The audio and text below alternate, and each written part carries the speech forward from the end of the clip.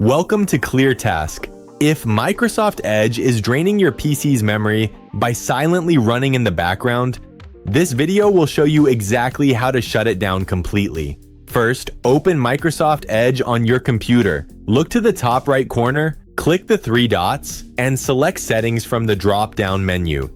Next, navigate to the left sidebar and click on System and Performance. Right at the top of this page, you will see an option called Startup Boost. Toggle this switch off. Having this enabled allows Edge to constantly preload, which unnecessarily consumes your background resources. Just below that, you will find a setting labeled Continue Running Background Extensions and Apps when Microsoft Edge is closed. Make sure to toggle this off as well. This is the main setting that prevents Edge from staying active after you hit the X button. Now, let's ensure it doesn't silently launch when you turn on your PC. Right-click on your Windows Start button and select Task Manager. On the left side of the Task Manager window, click the icon for Startup Apps. Scroll through your list until you locate Microsoft Edge. Right-click on the Edge icon and choose Disable. That is it. Microsoft Edge is now fully restricted from consuming your computer's RAM and CPU in the background.